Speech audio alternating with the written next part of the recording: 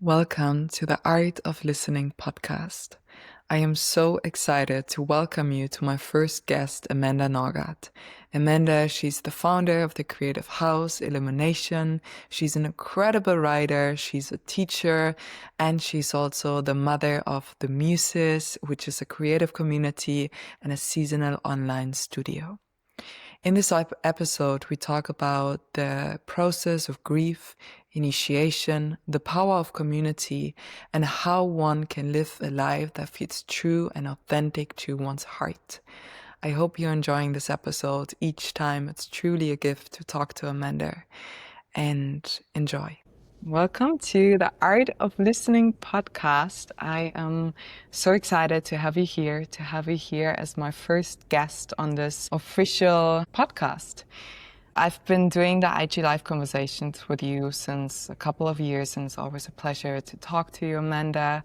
And maybe you want to give yourself a short introduction. I know there's so many different things to say about you. Yes, thank you so much for having me, Marina. It's really good to be back here. You're one of my favorite conversation partners. My name is Amanda. I'm a writer and a teacher and a founder of the creative house ILLUMINATION and the creative community, the MUSES. I write a lot of poetry. I do a lot of different things. I live in Costa Rica now. I'm originally from Copenhagen, Denmark, and I moved to the jungle almost a year ago. So now I'm here in the wonderful heat. It's our winter right now, rainy season. It's very different from the Nordic winters. But I'm very happy to be here. Me too. Yeah, I mean, when I knew I will do this podcast, I knew you have to be my first guest. And I know there's so many different things to talk about, but overall, as a little framework, I wanted to talk about initiation. And as we come to an end of this year, the year of the snake, where a lot of shedding happened, from this moment really stepping forward also into a new year, I know you have been in kind of a initiation, I would say, this year and probably also last year. And you live in Costa Rica now. For me personally, what I was thinking about our call, maybe someone who's quite new to you and to your work might see now, okay, she's living this beautiful life in Costa Rica. How did you get there? And sometimes when we just get a brief moment or a brief picture of someone's life, we already have so many ideas in our mind and be like, oh, I could never get there, without actually seeing and knowing that there's always a process behind that. Maybe you want to dive a little bit into that for the beginning. Yes, so that's a very juicy place to start. Yes. So initiation, and I think the word initiation is so beautiful. As a writer and a poet, I'm such a devotee and a lover of words, but I'm also I think when you're a writer, you also find yourself as a great student of what these words mean and the meaning, the deeper meaning and the different cycles that can be unlocked within these words and explored as we study them through our own bodies and our own psyches. So I'm now in Costa Rica. A year and a half ago, my life looked very different. I was living in Copenhagen. And I had in a way, I did have a very wonderful life, but I always felt that there was something not quite in resonance with who I was. And as I continued to explore who I was, and as I continue to become more and more true. We've also just talked about this end of this year, the end of this 9-year cycle, the shedding. There can sometimes be a pain and a fear when we start to realize that, oh shit, there are certain things that are actually not really true, even though these things are beautiful and there might be a lot of love for the people and the places that we find ourselves in, but they are not in cohesive breath with our true nature. And that's where I found myself. About a year and a half ago, I left a long-term partnership I left I left my whole identity, a part of my identity that was not in resonance with who I was, and it was really painful. I'd say the last year and a half, my greatest teacher has been grief.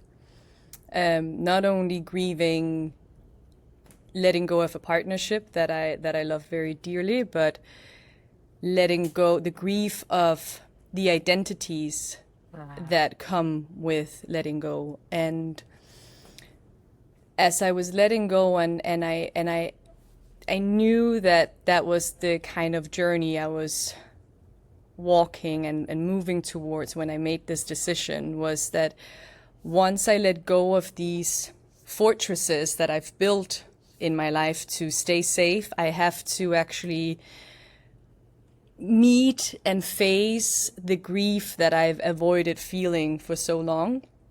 And so a lot of very, very old grief that was stored deep in the psyche, deep in the bones, in the cellular intelligence, came all of a sudden flooding to the surface. And it was 20 years, if not more, probably, maybe lifetimes. Not only when we feel grief, it's not only our grief, it's collective grief, it's lineage grief, and somehow we find ourselves to be the vessels, the receivers, the transmitters, the transmuters of that grief. That's at least where I found myself in that moment.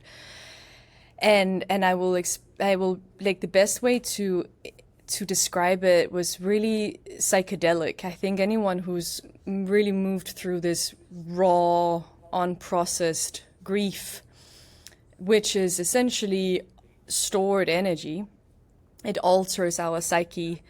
Not only does it alter our perception of reality when we are letting go of a part that has been a constellation of our reality, but also when we feel the grief that once altered our perception, our sense of reality when we were kids, for example.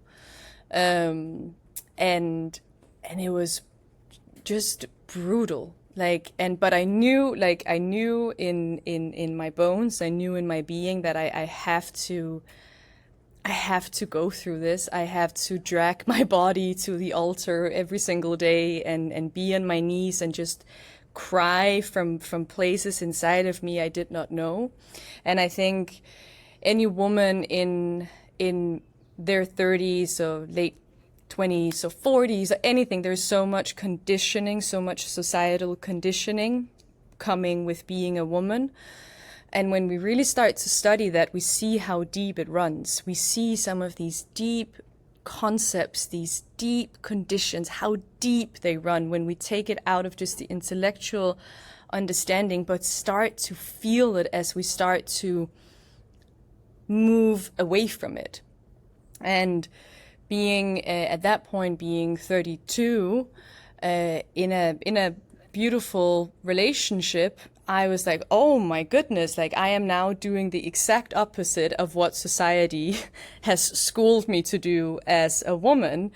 And in a way, I've always moved against the grain of society simply because I don't know how to do it any other way than my way. But my relationship was kind of like, okay, well, at least I'm in a long-term relationship. Like, at least I then, as a woman, have a stamp of some sort of like saneness or normalcy. At least she's in a relationship. And it was really, and I spoke to one of my friends who went through a similar process, like how deep this stigma around being a woman in your 30s, choosing not to go for the traditional path, how deep that really runs. And we were discussing that, like, whoa, inside of us, there really is such a deep subconscious perception that if you as a woman at a certain age don't have a partner, there must be something severely wrong with you. And then you come up against these mindsets, of course, because you are co-creating that reality by believing in it, by perceiving through it. And so you come up against that at family dinners, or you out in the world, or when people ask you, and like it's this idea of like, wait, that doesn't make sense. Like, why would you leave something or someone that was like the whole package, and then what, you go out into the unknown, not knowing where you're going. And so to move with and move through all these conditions and all these stories, both out in the world, but more so in the inner world, while continuing to choose whatever that my heart was calling me towards, which was not a specific place or person or anything really, but the only thing I knew was I have no idea why I'm doing this or what I'm moving towards, but I just know I have to let go, because there's something inside of me, and this is the initiation. Like, there's something inside of me that's being pulled towards an unknown aspect, and the only thing I can say is like there's an intelligence deeper, more intelligent than the intellect, more intelligent than the reasoning, that's calling me. And then on the MUSES, we just learned about the mythic pattern here 3 weeks ago with a phenomenal and brilliant female mythologist called Maria Sousa, and she talks about the mythic pattern as a way of like how initiation moves. And it starts with a longing and a desire, and then there's a revelation, but that revelation is often where we receive information or a truth or a light or an illumination that shatters us. It's too much for us to handle. And then, but we can handle it.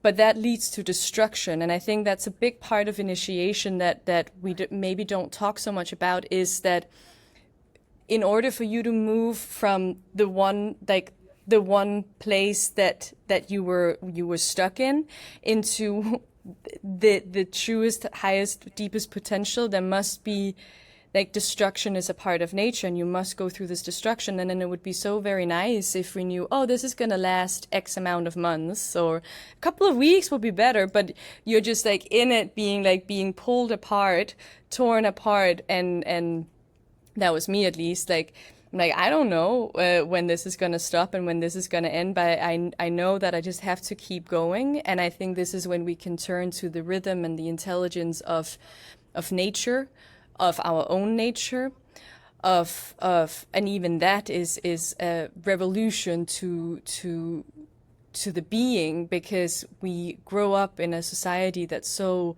linear oriented, that's so goal oriented, that wants to seek control over the most certain thing, which is that there is just, life is uncertain. And so while we find ourselves in the most uncertain of state, we also in this moment of just like complete, like, giving up and surrendering. So what brought me to Costa Rica was not a plan at all, but was a calling. I was like, okay, I'll go here, and I came to Costa Rica very beat. Very beat, and I wouldn't say broken, but I'd say I was just beat. I was like a warrior making my way out of the battlefield, and quite quickly certain things just started to rearrange, and my first months here were really just like the nature and the force. It's the energy here is so fertile and so lush, and there's so much life force in nature here, and it just helped me, and it like nurtured me back to life. But the process of shedding, of moving through, of ripping apart these mind constructs was still happening, but I found myself a really safe and nurturing place to land and to be nurtured back to life. So yeah, for anyone who's going through a really deep initiation, like keep going. But the more we start to grasp for a certain timeline or a certain outcome, the more suffering is being created, because then we're in this mindset of, oh, we shouldn't, like, where we're at right now shouldn't be, and then the fight begins, rather than, okay, right now my main purpose is to be torn apart, and I'm just gonna let that happen, but continue to all these layers and pieces, and even like the flesh being like stripped off the bone. Like there's wisdom there if we start to listen deeply. Yeah, I feel many people can relate to that. And I think in that sense, it really takes tremendous amount of courage to also go for that and to actually live a life or start living a life that feels more truthful to your own heart. And I find that sometimes sounds so beautiful or so, oh, I'm just living a life, follow my heart and whatever, but actually following your heart, exactly what you've just been sharing, that takes courage. And it will also then really bring you into a place of the unknown, because it's so easy to make constructs in our mind and be like, oh, this is my future and this is how my future should look like. And I can really relate and resonate with that. The older you get as a woman, with all these expectations and even externally where you should be in your life, your relationship, do you want to have kids, do you want to get married, and all of these things. I definitely can relate that I was questioning that for myself as well and being like, is there something wrong with me? Because I'm not at a certain place where society would generally want me to be. But then on the other side, I also know that in my heart, that's my path. And I'm sure it will come at a certain point, but I truly believe that for everyone, there's really a unique timeline. So that's why I feel it's so important to also talk about that and hear the stories of others, because you can actually see we're not so alone. We're only alone because we don't really talk about it. And internally, we all fight these battles and be like, oh, I'm the only one who's in that, which is actually not true. No, exactly. And it starts with, I think, with sexual education, with the education that we're given about, as women especially, about our vitality and fertility, that it's installed in us from such a young age that we have, by mid-30s, everything will start decreasing. And so I'm really thinking about this so much because I'm 33 now, which is young. I'm not a young girl, but it's young, it's like I'm just getting started. And I've been thinking so much about this, being 33 and feeling more fertile, more vital than I was in my 20s, more healthy, more powerful, more strong, more full of life force. And I was thinking, wow, this programming that starts for young girls so early on, that by our mid-30s, everything will start declining and decreasing, and we're being put on this clock.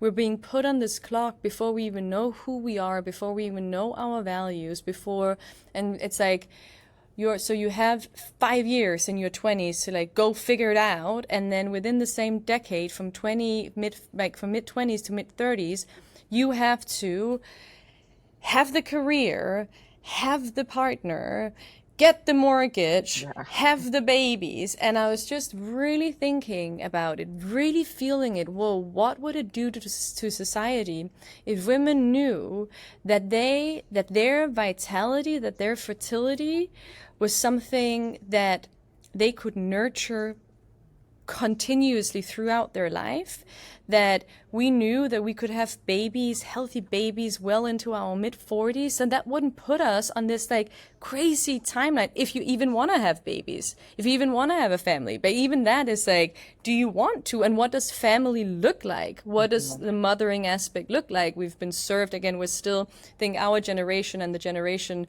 following us are really rebelling against that, because it's crazy to think that one little narrow framework called the nucleus family, and how that nucleus family should look like, that should fit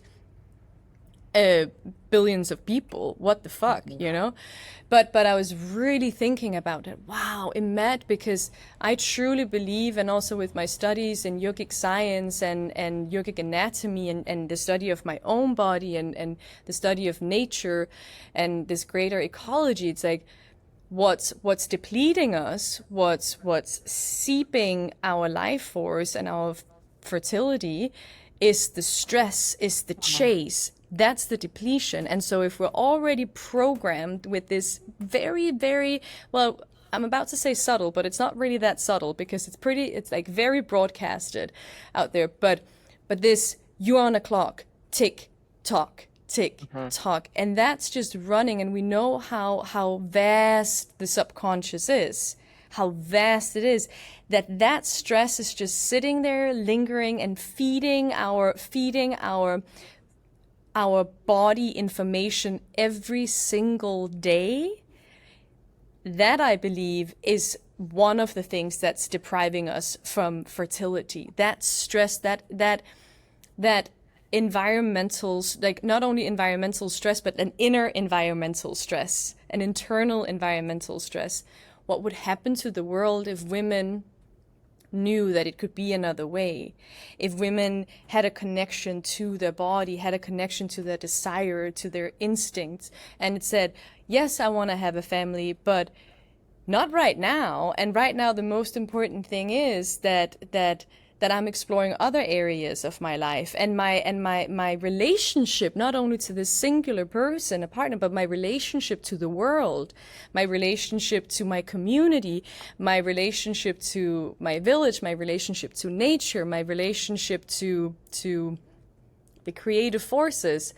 I mean, so you see how deep it runs. You see how deep it runs, and you start to notice that when you start moving against it, or you start moving away from it. Because in that, you're no longer, that's what happened to me. I was no longer entertaining or feeding into a certain narrative. And then there was like, then the everything could really come to the surface, and so many things were revealed. And I'm so glad that I didn't make the decision of starting a family based on wanting to fit in. And I think that's what we see so much, is like women who wanted to be good. We want to be good. And it's like, and then when we can stop being good, we can start being true. Yes. Yeah, I feel it's also every time you make a decision from that, will most likely at one point in your life you will actually wake up to the reality that hasn't been true to you from the first moment. Yes. I feel also, if we're very honest with ourselves, even if we enter a new relationship or if we enter a new job or whatever, we truly know, we have such a good intuition if it's right for us or not. But oftentimes we choose to not see it, and that's also sometimes fine. Right? It's sometimes but to actually ignore the signals, but in life, then the signals just become louder and louder. And that's really the time where you then actually find yourself in a place of initiation, or okay, everything on paper that I've created for myself might seem good and right, but it doesn't feel true in my heart. It doesn't really, I know inside of myself that this is not the path that I should take. That's what I really love about the MUSES, because I feel in that space there are all of these amazing women so creatively. Everyone has a different vision, a different outlet, but I really feel that they feel that there's something more to it, and whatever the unique path is, but encouraging each other to take that step.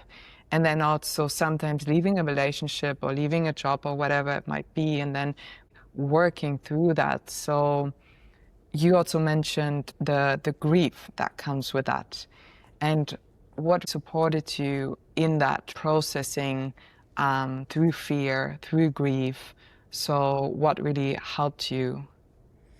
Well, one thing that really helped me was to have my community. This is why community, and I know community is a word that's being used so much now, and now a lot of brands and bigger corporations are picking up on the power of community. And so again, these are words that are being used for profit. Well, I'd say this, I was always less interested in talking about community and practicing community instead.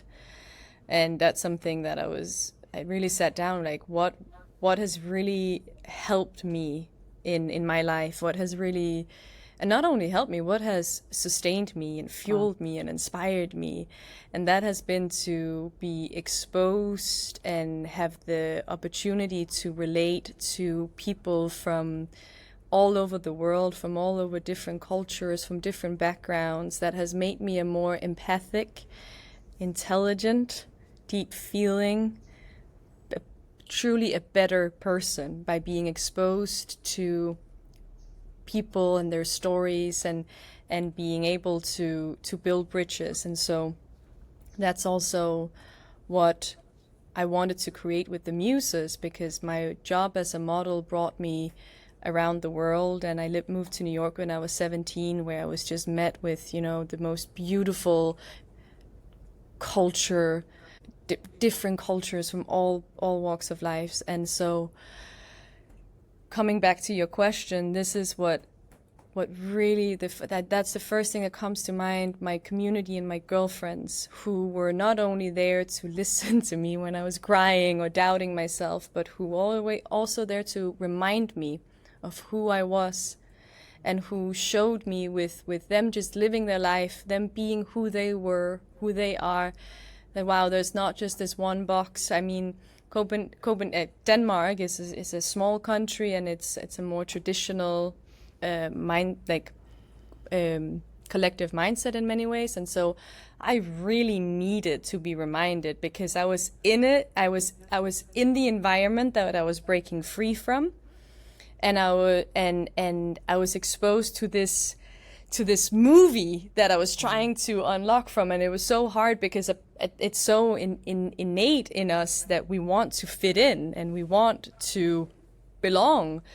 But my girlfriends and my community and the MUSES, by just being, by living, existing, being, like, choosing what moves them, continue to remind me of why I was doing what I was doing, that I was not going through this pain and suffering and doubt for nothing. Right. Another thing that really helped me was to reconcile with the fact, with the truth, which is that life is impermanent. Right. That it is impermanent, meaning that we can have a great love for someone or for something, and we can for the moment being, for the time being, it is true. But living surrendered and in acceptance to the fact that life is impermanent, well, then that can also change. And a part of that really, it didn't make the grief less grievance, but it softened me when I sometimes doubted if I'd done it all wrong, or like doubted the whole thing. This is impermanent, which also means that grief too is impermanent. Like, grief too is a moving intelligence. A book that really helped me was called At the Wild Edge of Sorrow by Francis Weller, and it was given to me by one of my dear friends in Topanga. I was in Topanga for a little bit the end of last year, and we were going for many long walks, and I was just grieving. At this point, I had stopped crying every single day, but it was this very raw, exposed moment of what is this, and who am I, and you know, and because it was so deep, so psychedelic, and she put it on my doorstep, and this book really helped me understand how we have no place in the world to grieve. And so it also helped me understand that the grief that I was feeling was, yes, of course, related to the current situation, but it was a lifetime of unfelt grief, and not just for me, not just an individual grief, but again, a lineage grief, a collective grief. And so to no longer see when often the way we talk about grief in our society is often get over it. We just have to get over it. And I found a lot of relief in understanding that there are certain griefs that I'm never gonna get over. I'm not supposed to get over it. I'm not supposed to get over the grief that my father was bipolar and the damage that that had done to me. That doesn't mean that it, in a way, of course, it still shapes me, because it shaped me, it molded me into who I am today, and I wouldn't want to be anything different. But the grief of losing a parent, for example, I don't think it's unnatural to get over that. But that doesn't mean that it controls us or it has to stop us from living our lives. Rather, I'd say once I started to accept that this is a part of my story, this is a part of my heart that is not broken, but it will live inside of me forever, there was relief in it. Writing was really big. I wrote so many essays. There was a really clear channel for sure, because everything was so exposed. It just, praying, finding devotion, and really mean it, like dragging your body to the altar, dragging your body, orienting your psyche to something much greater than you. Much greater, because grief can be such a hole and can suck us so into this, again, this singular experience. And I find that not only with grief, but so much of the human suffering comes from the individual trying to heal from the suffering of the singular experience through more individualism. So to lay your tired body upon the altar of nature or the divine or the creative forces, whatever you want to call it, and to just drop down and let it take you, and knowing that this is not on my shoulders only to I'm going to do quotations, heal, because I don't believe in healing, because in believing in healing I have to believe that something is broken, and I don't believe that we are broken. But to surrender and to lay your tired body upon the altar of the earth and say, take me, help me, show me, that giving up really was a big help. And then sweetness, noticing sweetness in the people around you, and the sweetness of nature, and but again also with the patience that we don't have to there is a bitterness first, and that bitterness is important for the purification of the soul and of the heart. And I think that's really one of the things that grief is such a beautiful teacher in medicine for, is it purifies us. So we have to go through the bitter. So it's not just about, it's like, oh, be positive. What? No. Like right now, no. But again, yeah. Yes. Thank you. Yeah, it's actually, I mean, you posted that book and I ordered it, and it has been really, for a long time, one of the best books that I've read. Because it's just so beautiful, the wild edge of sorrow, in a way that it's been written. And also, I think I've never read before a book about grief. And then that you could really see and learn all of these different layers of grief, that sometimes we actually don't know that we have it inside of our own body. That grief doesn't have to be just, oh, if you lose someone, but exactly also what you've mentioned in the beginning, even leaving a relationship, that you also kind of lose and let go of an old identity of yourself, which even an idea of a future that you had, and you will be like, because sometimes in our mind we construct all this, oh, this is my future, and then you also let go of that. And I think this can be sometimes also such a scary place to be in, because you really step into the unknown. You just know, okay, right now, I'm going into something where I have no idea where I'm going, but I know inside of my heart that it's truthful. And I think it's so important to always come back to that place, especially in moments of doubts and fear, that okay, actually pausing, feeling inside of yourself, why am I doing it? And what is this deeper calling, why I'm taking that decision, and then also trusting in your decision, and not always being in this, and I think maybe probably doubt and fear is a natural part of it, but also stop the overthinking. Mm-hmm. And trying to figure things out. And now 1 month has passed and I should know all the answers. And I think this is sometimes, again, all the stress, I mean, I know it so well, that we actually create inside of ourselves. And then these inner battles, they don't really help and support us. No, exactly. And once we start to clear let go of these stories and the mind. Like there is that really sensitive, like fragile, vulnerable moment. I'll say vulnerable is the word, where there's spaciousness, and then, but in that spaciousness there's presence, and then we start to feel, oh, okay, wait, now we want to build another fantasy, now we want to build another mental construct, because that spaciousness, that freedom can feel sometimes a little like threatening or scary to live beyond it. And that's not to say that we don't see the totality of what's happening in our world at large, but to not be in mental suffering ourselves, which I believe is mental suffering is when we live in non-reality, is when we live in illusions, when we live in fantasies, however beautiful they may be.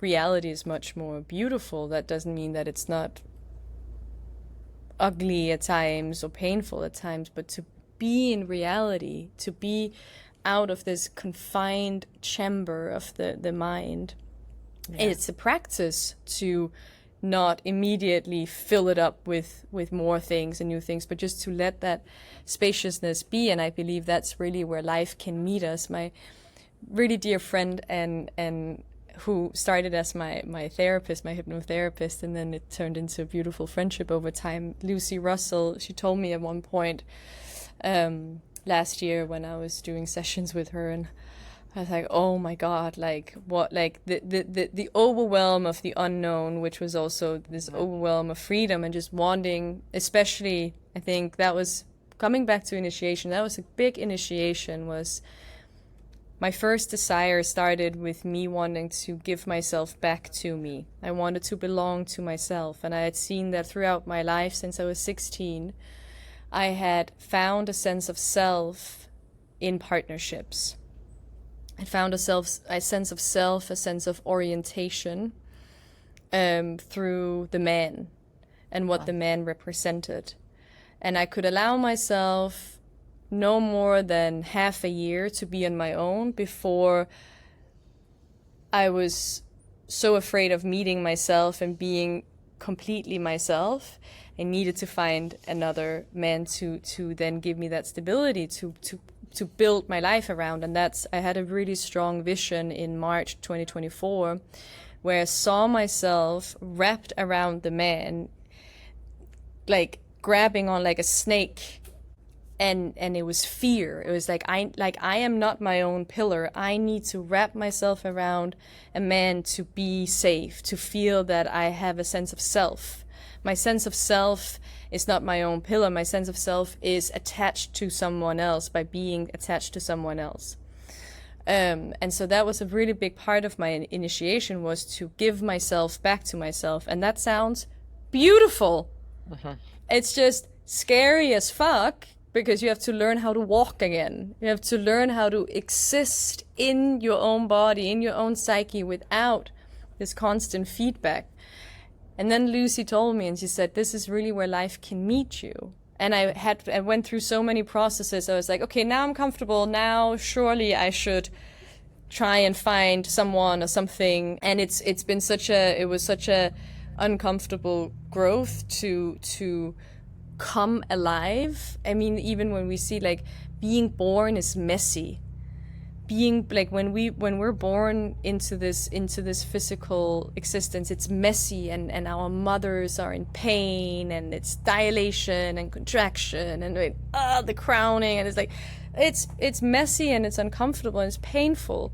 And it's the same thing with life and all these many opportunities that we have to be born again and again, and to come into and to remember this greater intimacy with the all permeating intelligence of nature, of the goddesses, of gods, of this creative intelligence. So I'll say that like those were really hard moments to just allow and to sit with this spaciousness that also left the spaciousness for the discomfort to arise and to not know.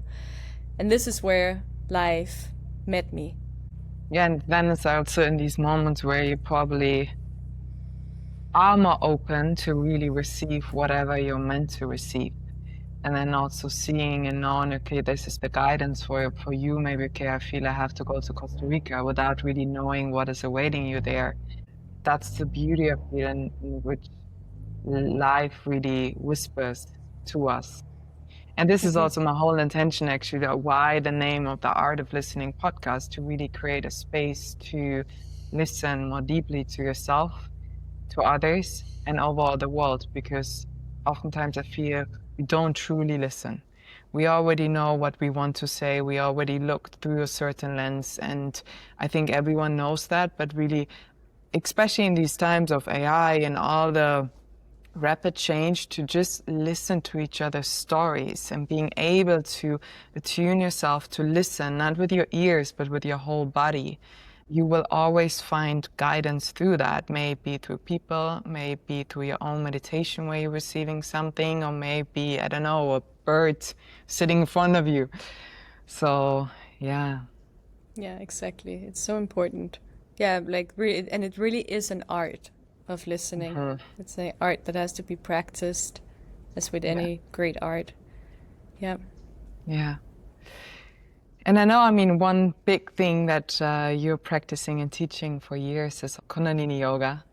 I find this is really, I mean, also for me, it's really a guide since years to feel yourself more fully and to also become more alive. Because I know sometimes when I had an experience of Kundalini Yoga, I was like, wow, I actually didn't knew that I could feel that alive inside of myself, and getting this deep sense of like yourself. And then obviously sometimes confronting some truths where you also know like, oh, I think this is what I want, because your mind can get out of the way, and you can feel deeper inside of yourself. Yeah. All of last year, almost did not practice anything. And because my practice last year in grief was just being in grief. And then now I'm back. I mean, I'm always, it's like, it's such a beautiful relationship. I think often it's my relationship with the practice and the philosophy of Kundalini Yoga has deepened and changed and transformed, as any good relationship, in my opinion, should do, because the medicine of this practice is also is evolving us. I'd say it's evolving us. I think, yes, there are parts of us that change, but I think sometimes these changes are actually, and it's an evolution of becoming more and more and more, and it's a natural, like the same with nature, like we grow and we deepen and we expand. I love this practice so much, and what it is, it's like the practice, the yoga, and then there are so many ways to meet yourself. And then again, it's about what moves me, what really moves me. And for me, this practice is just a practice that continues to move me so much and move me in different life. It's such a, I think the big piece, which you also mentioned, is to feel aliveness.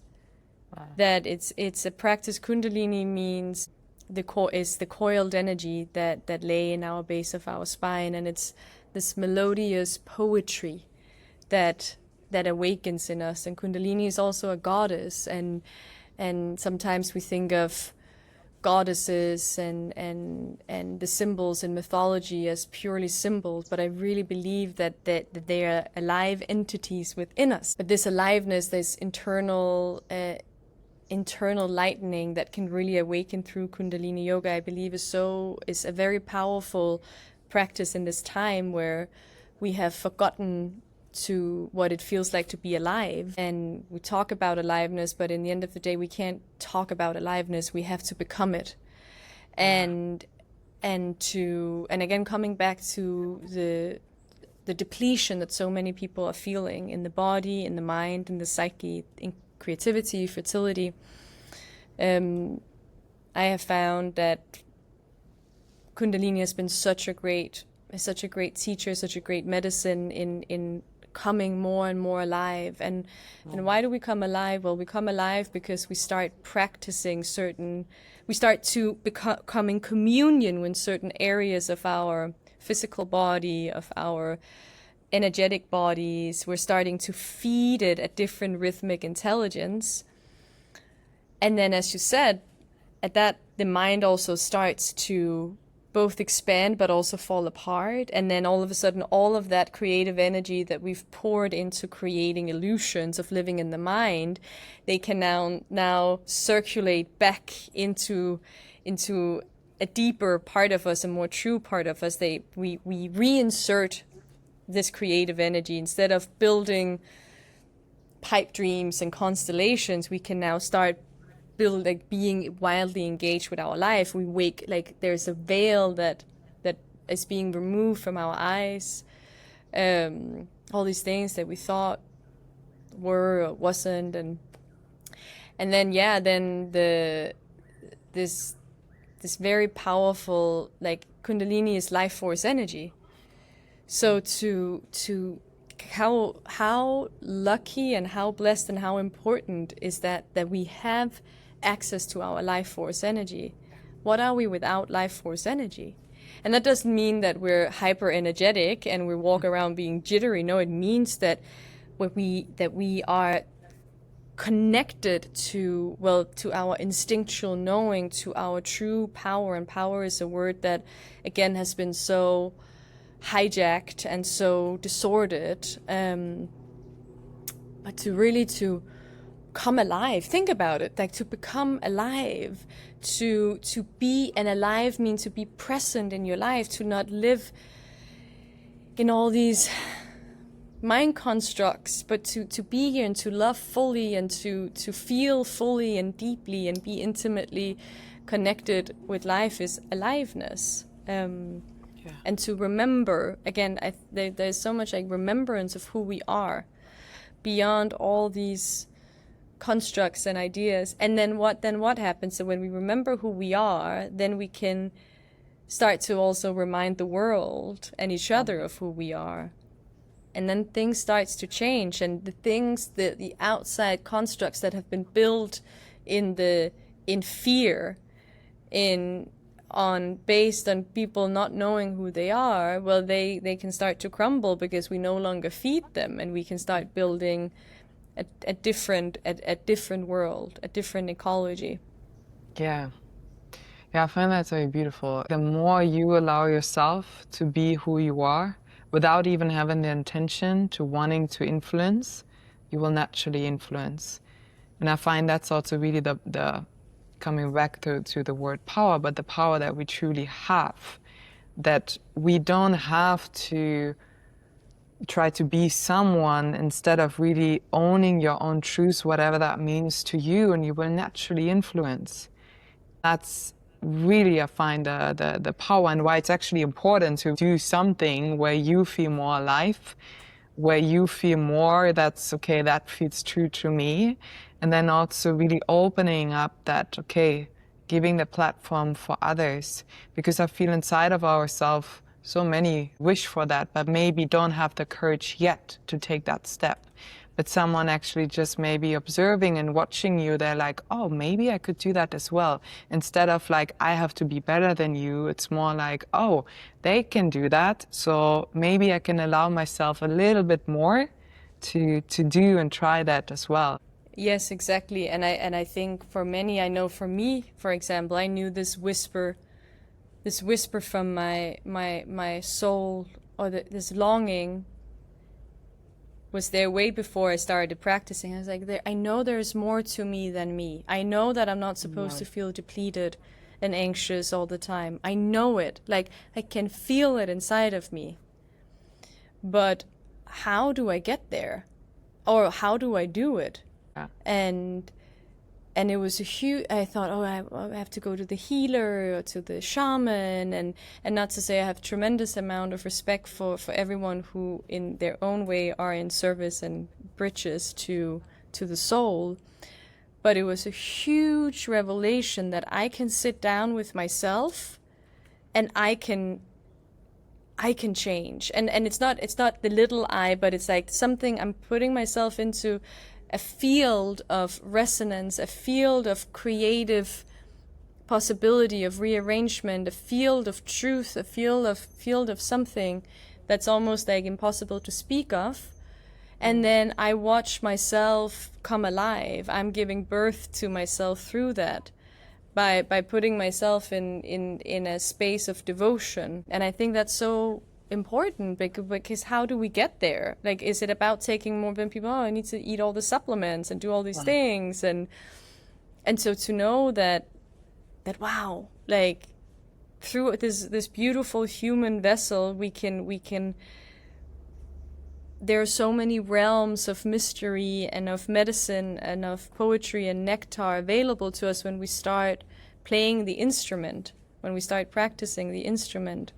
Yeah, that actually reminded me on your writing, your beautiful writing, but also then playing your instrument and to kind of like alchemize all the experiences that you had, and using the writing really also a devotional act.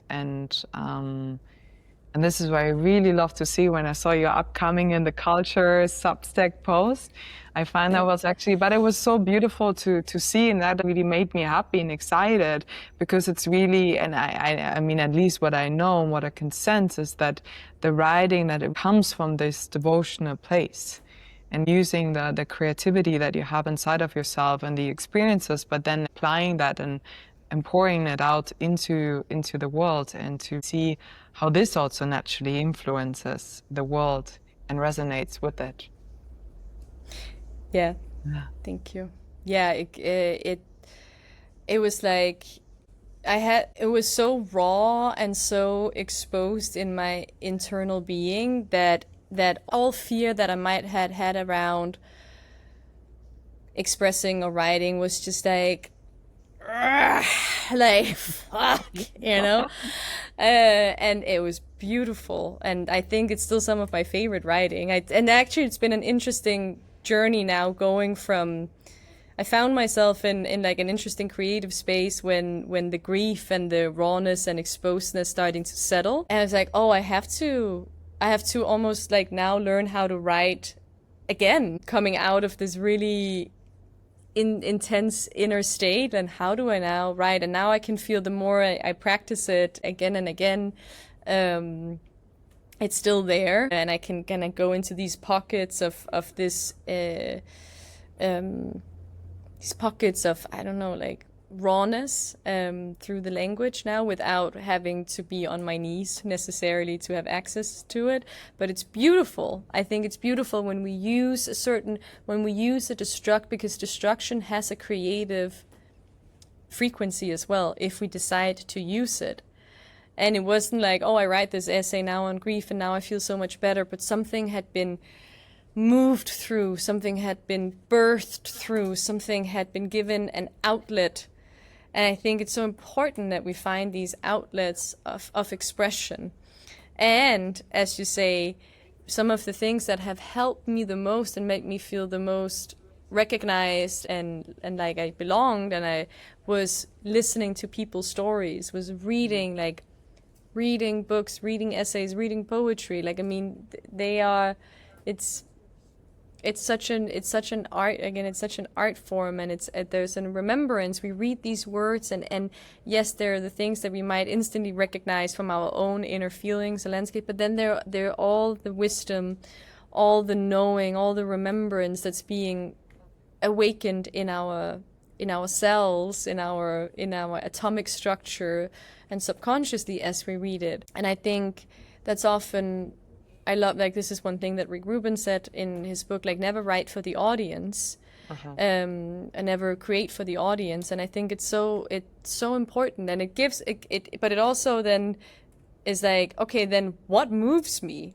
Then it's like, it's a more vulnerable act, rather than trying to hit a certain curve or trend, but rather just to pour like body slam life, pour yourself into it, out it, and explore and experiment, and let yourself be impermanent as well with that. And then to hear people's feedback or share their stories back with you, who felt recognized, who felt moved, who felt like something shook, awakened them, that something altered. I mean, that is of course just like such a gift, and I'm just so happy that people are reading and are being moved. And I think also I'm just so happy that we're continuing to practice our attention span Yeah. and long form reading. It's very important. But to, yeah, that's really one gift that another many gift that grief gave me, was to just like not give a fuck, and to just, okay, it's gonna just go for it.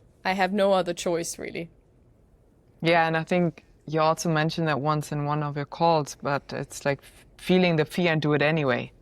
Because Yes. there's so many times, or even for myself, is the question is like, oh, how should I do it and can I? But it's basically, okay, you can still have the fear and moving forward.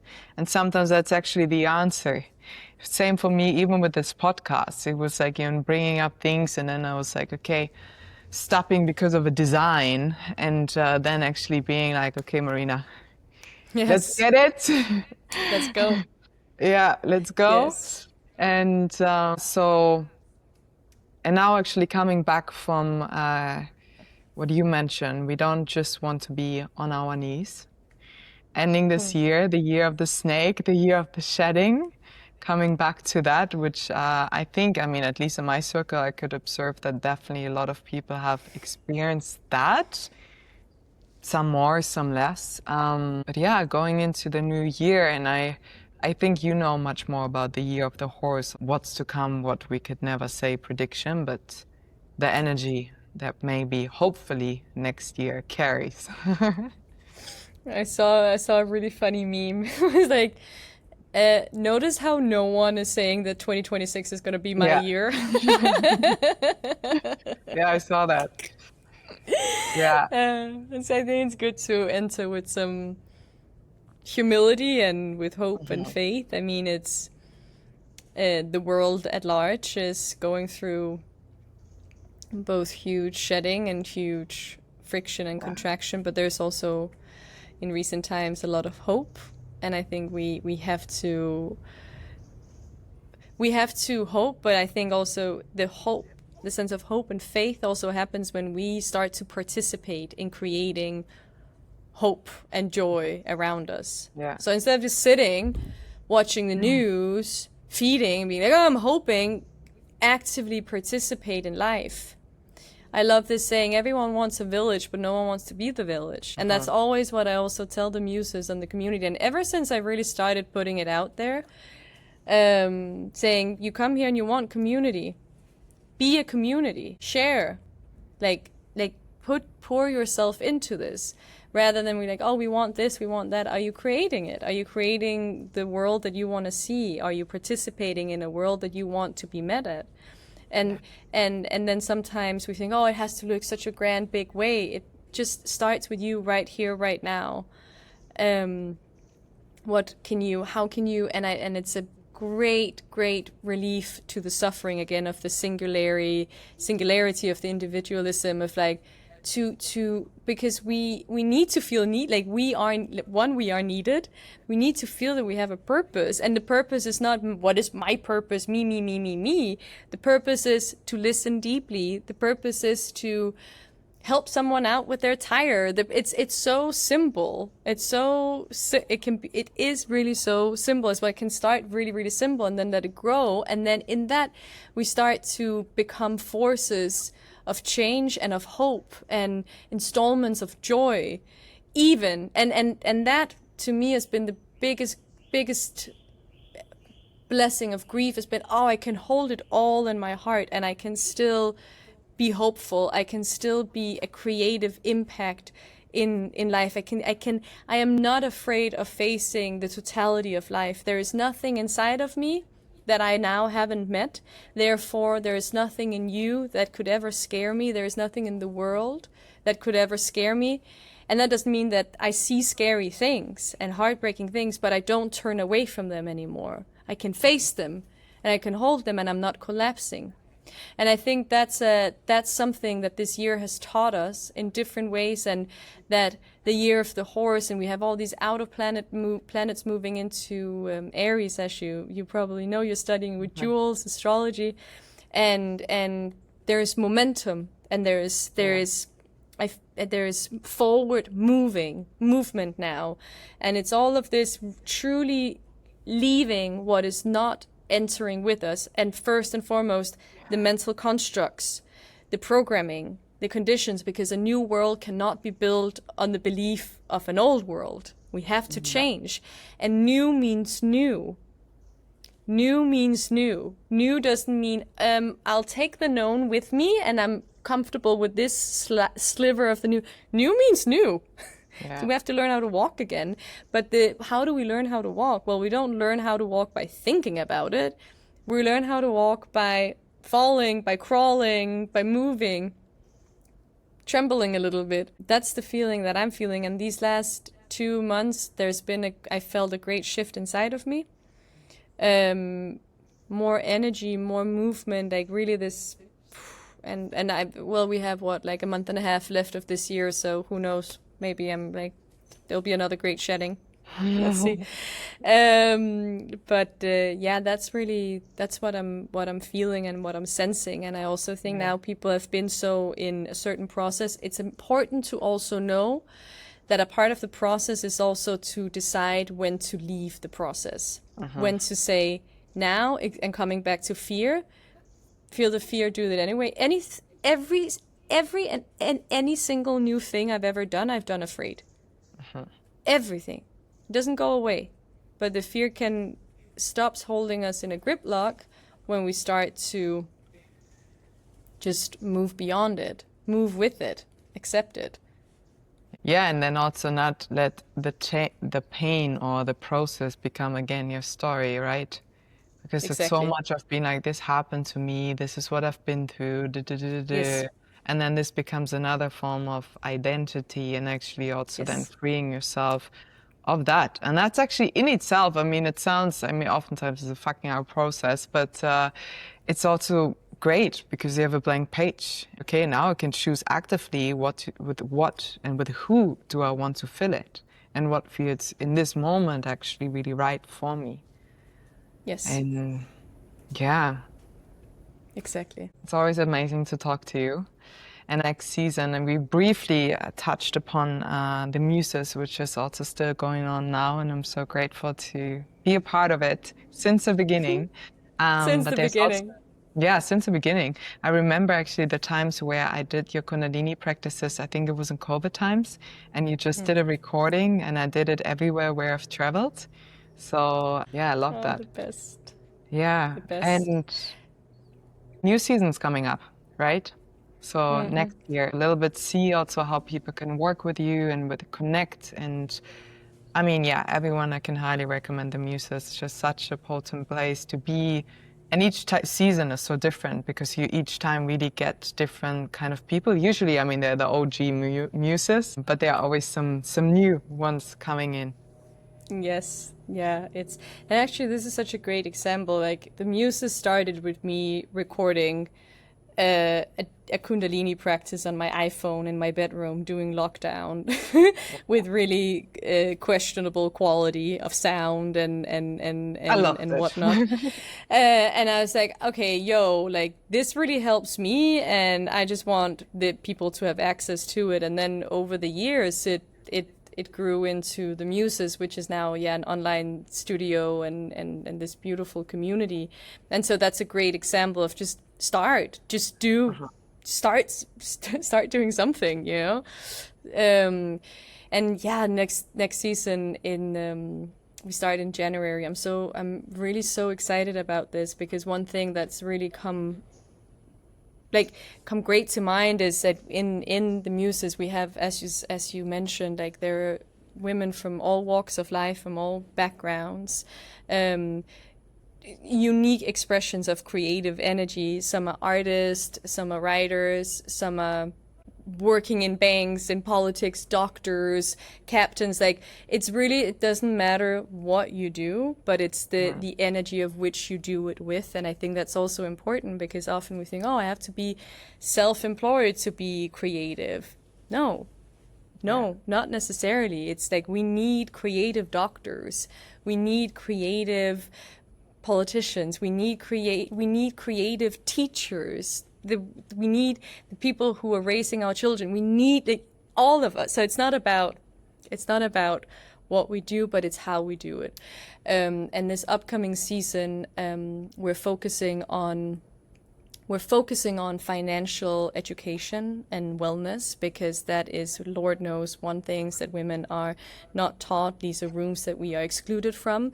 And if we want to enter the rooms, we have to play alongside with the men, and we are different creatures. And well, women are actually, much better investors than men and whatnot. But what I really want to focus on as one part of it is, first and foremost, for women to feel safe with their resources, feel safe and empowered with their personal finances. So there's a really great aspect of organization, of personal organization, because when we know how to personal organize, we know how to collectively organize as well. So we're going to be working with really decluttering the mind as well. This is really one thing that's going to happen a lot in my teachings, is to move beyond these mental constructs, so that our body feels safe and strong and at capacity to not only organize and working with finances, but to birth a life anew. It's really like, it's called the poets going pro, because I need poets, artists, mothers, creatives in each their field to be pro about it, to know how to organize. Because when, again, we see this happening in the world, in order to really create change, we need to know how to organize. And so it's going to be so beautiful. We're going to have a really powerful female-founded financial education platform come on, and to help us bring certain things into system and structures. I also want to, because I'm a Virgo moon, so I love systems and structures, but I think a lot of people feel that if we apply systems and structures to our lives, it confines us and it constricts us. And rather, I want to really reframe that systems and structures can be soft-edged, and it's in support of you. So you need to learn how to put your life in order, and not to confine you, but to serve your creativity, for the inspiration, to have a place to land, to know how to move forward. We also have one of my favorite women to talk to is called Joanna, and she's going to lead a really beautiful philosophical somatic experience through our fascia, our connective tissue, because, as she says, we can get all of this information, but if our bodies is in a free state, the information cannot be processed and cannot be turned into knowledge, which then it can't be turned into wisdom. So we're really gonna work, like, it's gonna be like a full spectrum thing. But I really want for the muses to start this year feeling grounded and capable and at capacity to move life forward. So there are no pockets of fear or shame or avoidance in life, which we know suck out so much energy, rather than bring it all out, and step by step doing it in a gentle way. All of this is in a very gentle way. And then meanwhile, we'll study and learn about this immense creative potential that lives inside of us when we come into a greater cohesiveness and resonance. I love that. I'm excited. Well, Yes. it was, thank you so much. I am very excited.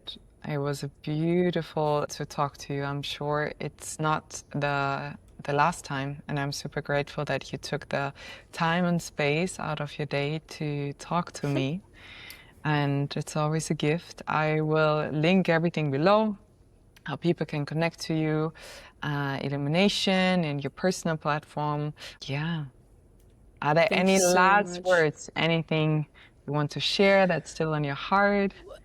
Well, I will just say one, thank you so much for having me. It's such an honor, and I think it's so amazing that you're starting this podcast because you really are such a beautiful, beautiful conversational partner and such a good listener. And I think this is just beautiful that you're birthing this new creation into reality. So thank you so much. This was my episode with Amanda Norgaard. I hope you enjoyed this episode as much as I did. If you have any question, feel free to message me or Amanda.